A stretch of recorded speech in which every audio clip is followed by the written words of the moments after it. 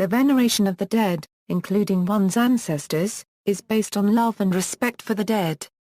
In some cultures, it is related to beliefs that the dead have a continued existence, and may possess the ability to influence the fortune of the living. Some groups venerate their direct, familial ancestors. Some faith communities, in particular the Catholic Church, venerate saints as intercessors with God, as well as praying for unto departed souls in purgatory.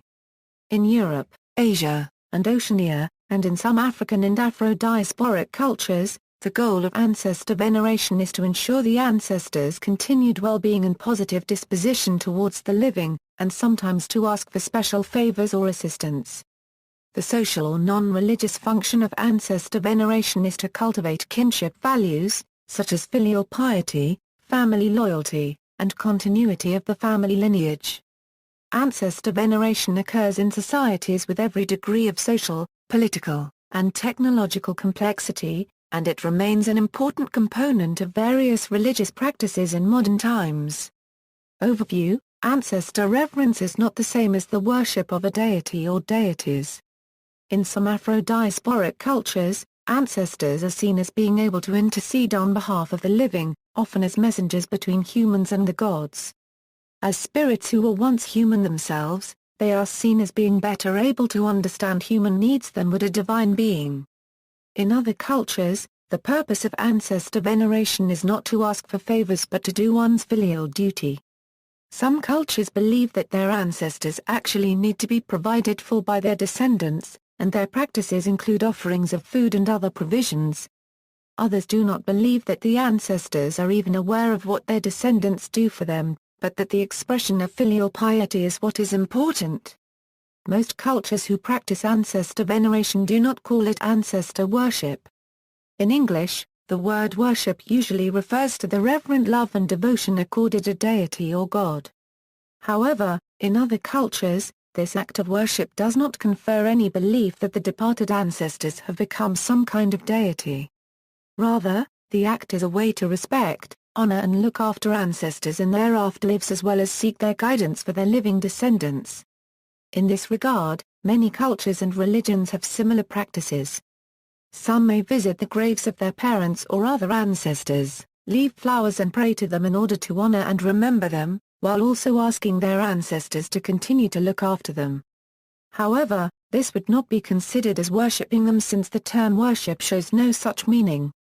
In that sense, the phrase ancestor veneration may convey a more accurate sense of what practitioners, such as the Chinese and other Buddhist-influenced and Confucian-influenced societies, as well as the African and European cultures see themselves as doing. This is consistent with the meaning of the word veneration in English, that is great respect or reverence caused by the dignity, wisdom, or dedication of a person. Although there is no generally accepted theory concerning the origins of ancestor veneration, this social phenomenon appears in some form in all human cultures documented so far. David Barrett and Carney claim that ancestor veneration might have served a group coordination role during human evolution, and thus it was the mechanism that led to religious representation fostering group cohesion.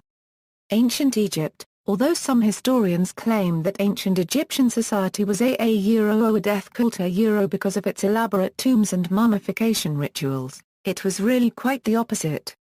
The philosophy that this world is but a veil of tears and that to die and be with God is a better existence than an earthly one was relatively unknown among the ancient Egyptians.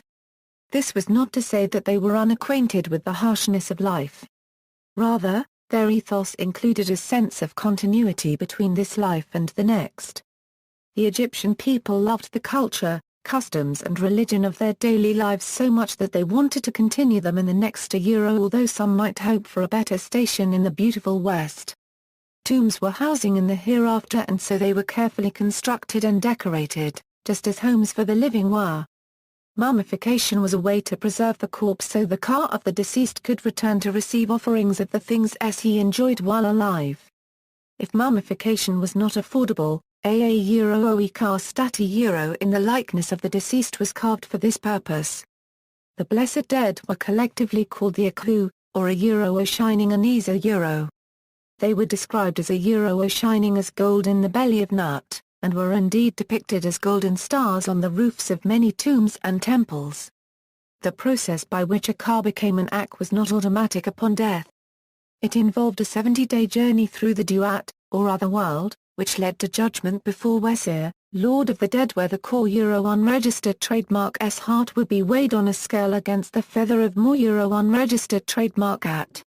However, if the ka was not properly prepared, this journey could be fraught with dangerous pitfalls and strange demons.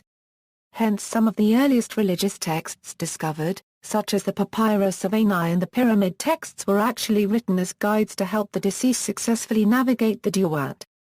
If the heart was in balance with the feather of Mat, the ka passed judgment and was granted access to the beautiful West as an ak who was more unregistered trademark Ahiru to dwell among the gods and other aku.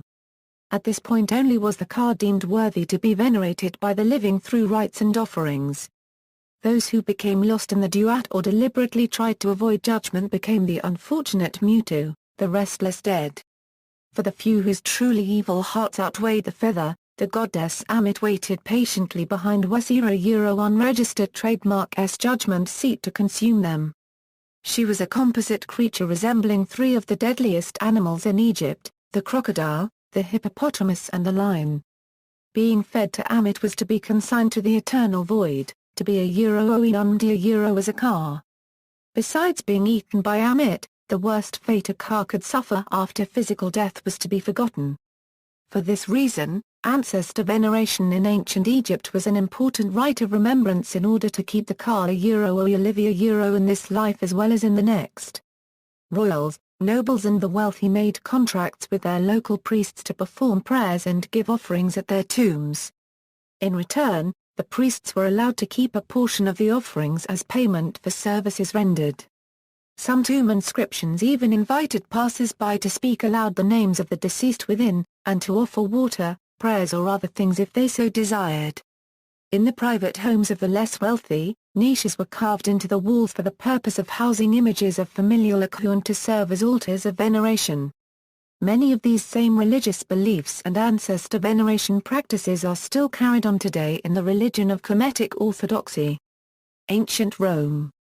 The Romans, like many Mediterranean societies, regarded the bodies of the dead as polluting. During Rome's classical period, the body was most often cremated, and the ashes placed in a tomb outside the city walls. Much of the month of February was devoted to purifications, propitiation, and veneration of the dead, especially at the 9-day festival of the Parentalia, during which a family honored its ancestors. The family visited the cemetery and shared cake and wine, both in the form of offerings to the dead and as a meal among themselves. The Parentalia drew to a close on February 21 with a more somber Feralia, a public festival of sacrifices and offerings to the manes, the potentially malevolent spirits of the dead who required propitiation. One of the most common inscriptional phrases on Latin epitaphs is Dis Manibus, abbreviated DM, for the manes gods, which appears even on some Christian tombstones. The Charistia on February 22 was a celebration of the family line as it continued into the present. A noble Roman family displayed ancestral images in the tablinum of their home. Some sources indicate these portraits were busts, while others suggest that funeral masks were also displayed. The masks, probably modeled of wax from the face of the deceased, were part of the funeral procession when an elite Roman died. Professional mourners wore the masks and regalia of the dead person's ancestors as the body was carried from the home, through the streets, and to its final resting place. West and Southeast African cultures, ancestor veneration is prevalent throughout Africa and serves as the basis of many religions. It is often augmented by a belief in a supreme being, but prayers and/or sacrifices are usually offered to the ancestors who may ascend to becoming a kind of minor deities themselves. Ancestor veneration remains among many Africans, sometimes practiced alongside the later adopted religions of Christianity and Islam in much of the continent. Madagascar. Veneration of ancestors is prevalent throughout the island of Madagascar. Approximately half of the country's population of 20 million currently practice traditional religion, which tends to emphasize links between the living and the Razana. The veneration of ancestors has led to the widespread tradition of tomb building, as well as the Highlands practice of the Famadayana, whereby a deceased family member's remains may be exhumed to be periodically re-wrapped in fresh silk shrouds before being replaced in the tomb. The Famadayana is an occasion to celebrate the beloved ancestors' memory, reunite with family and community, and enjoy a festive atmosphere. Residents of surrounding villages are often invited to attend the party, where food and rum are typically served and a Hiragasi troupe or other musical entertainment is commonly present. Veneration of ancestors is also demonstrated through adherence to fadi, taboos that are respected during and after the lifetime of the person who establishes them. It is widely believed that by showing respect for ancestors in these ways, they may intervene on behalf of the living. Conversely, misfortunes are often attributed to ancestors whose memory or wishes have been neglected. The sacrifice of zebu is a traditional method used to appease or honor the ancestors. Small, everyday gestures of respect include throwing the first capful of a newly opened bottle of rum into the northeast corner of the room to give the ancestors their due share. East Asian cultures = China and Taiwan = ancestral veneration in some cultures, as well as ancestor worship, seeks to honor and reminiscence the actions of the deceased. The ultimate homage to the dead. The importance of paying respect to parents lies with the fact that all physical bodily aspects of one's being were created by one's parents, who continue to tend to one's well-being until one is on firm footings. The respect and the homage to parents, is to return this gracious deed to them in life and after, the ultimate homage. The Shi was a Zhou dynasty sacrificial representative of a dead relative. During a Shi ceremony, the ancestral spirit supposedly would enter the personator, who would eat and drink sacrificial offerings and convey spiritual messages. Sacrifices are sometimes made to altars as food for the deceased. This falls under the modes of communication with the Chinese spiritual world concepts. Some of the veneration includes visiting the deceased at their graves and making offerings to the deceased in the spring, autumn, and ghost festivals. Due to the hardships of the late 19th and 20th century China, when meat and poultry were difficult to come by, sumptuous feasts are still offered in some Asian countries as a practice to the spirits or ancestors. However, in the Orthodox Taoist and Buddhist rituals, only vegetarian food would suffice. For those with deceased in the afterlife or hell, elaborate or even creative offerings, such as servants, refrigerators, houses, car, paper money and shoes are provided so that the deceased will be able to have these items after they have died. Often, paper versions of these objects are burned for the same purpose. Originally, real-life objects were buried with the dead. In time these goods were replaced by full-size clay models which in turn were replaced by scale models, and in time today's paper offerings. The ancestral in Taiwan is about the same. Japan Korea In Korea, ancestor veneration is referred to by the generic term juri or jiza. Notable examples of juri include Munmo juri and Jongmyo juri, which are performed periodically each year for venerated Confucian scholars and kings of ancient times, respectively. The ceremony held on the anniversary of a family member's death is called kari. It is still practiced today.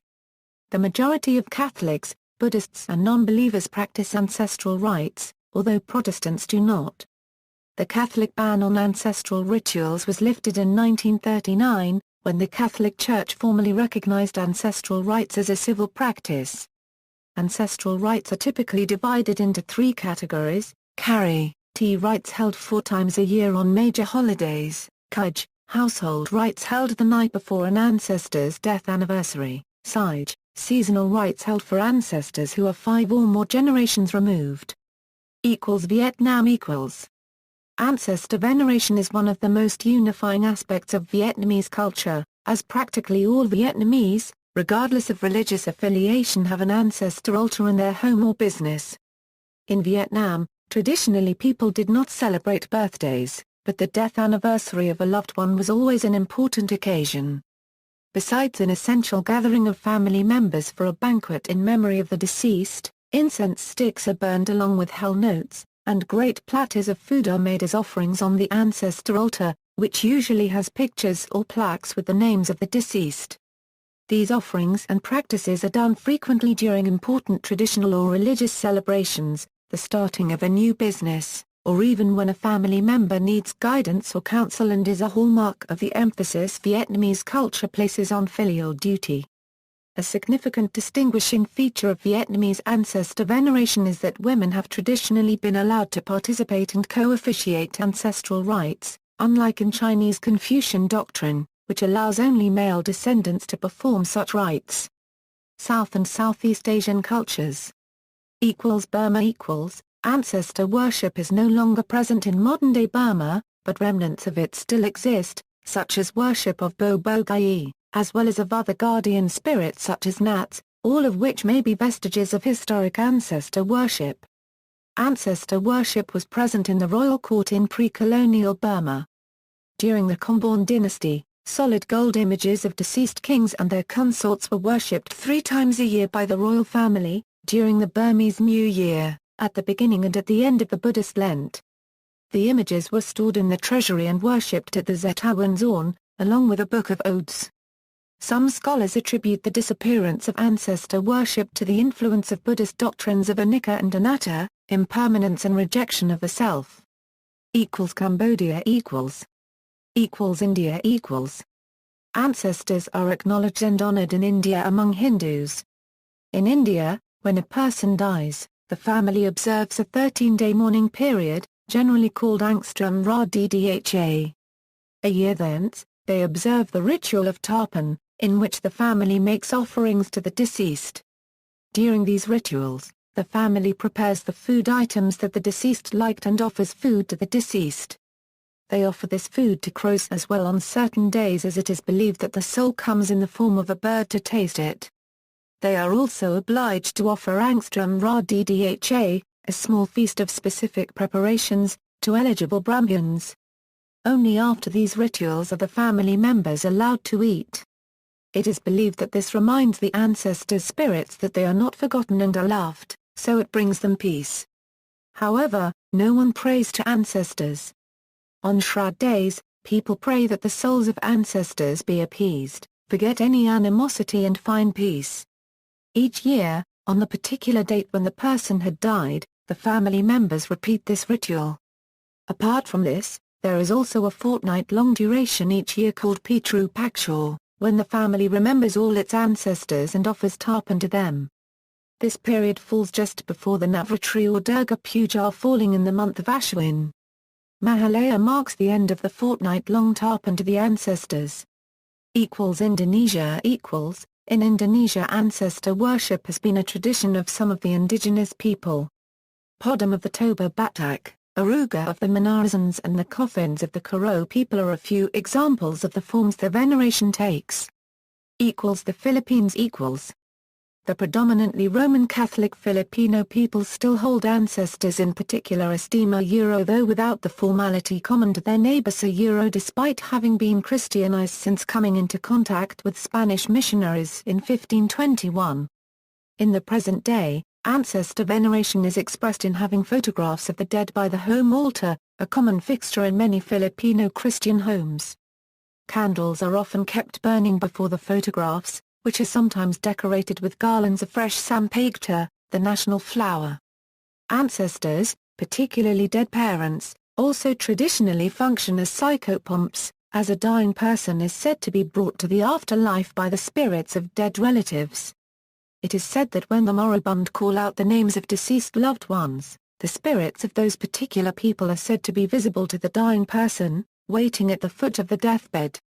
Filipino Catholic and Aglipayan veneration of the dead finds its greatest expression in the Philippines as the Halamas season between October 31 and November 2, variously called under S. Todos los Santos, and sometimes Araw Ngmga Patawai, which refers to the following solemnity of All Souls' Day. Filipinos traditionally observe this day by visiting the family dead, cleaning and repairing their tombs. Common offerings are prayers, flowers, candles, and even food, while many also spend the remainder of the day and ensuing night holding reunions at the graveyard, playing games and music or singing. Filipino Chinese, meanwhile, have the most apparent and distinct customs related to ancestor veneration, carried over from traditional Chinese religion and most often melded with their current Catholic faith.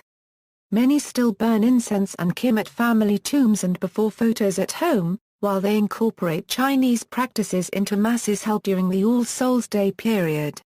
Amongst the animistic tribes in the northern Philippines, worshipping the ancestors was prevalent until the American occupation in 1898. Unlike in other places such as the Christianized lowlands, the tribe's traditional religious images were preserved as part of their rich cultural heritage.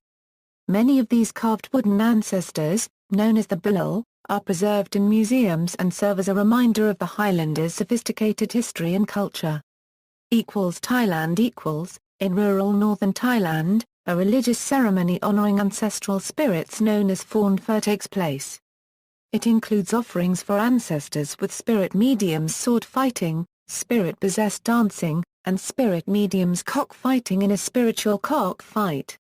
European cultures.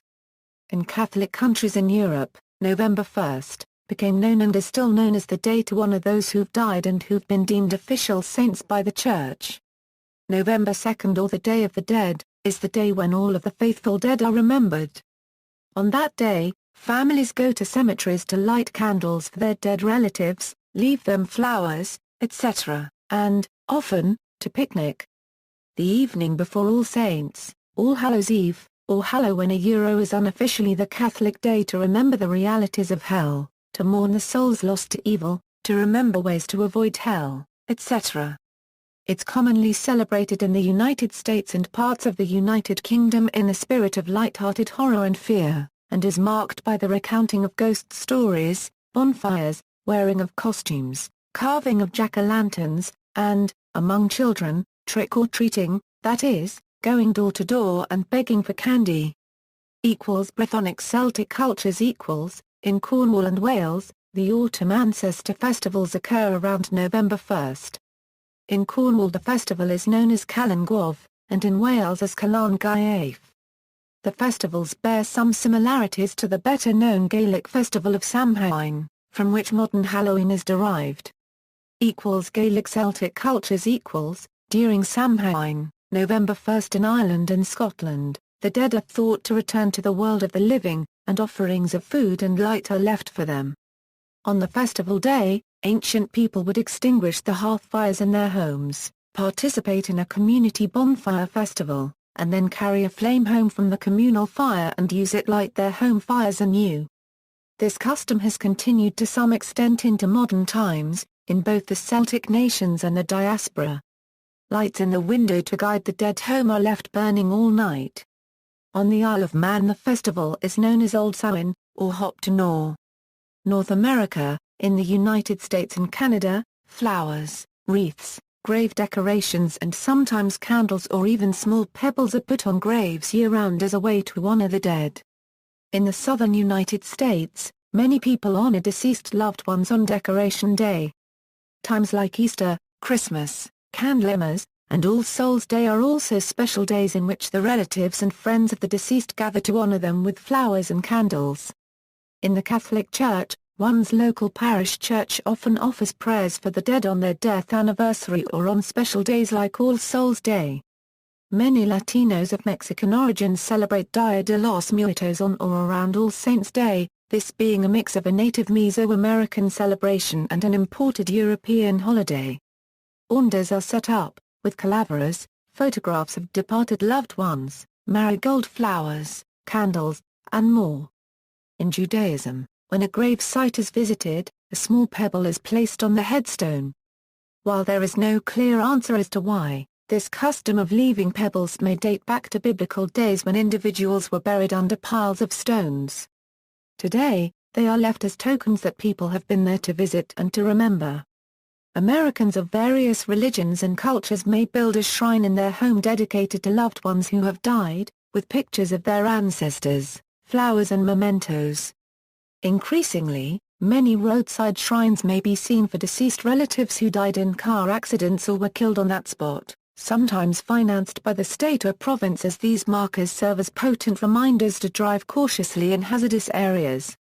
the Vietnam Veterans Memorial in Washington, D.C., is particularly known for the leaving of offerings to the deceased.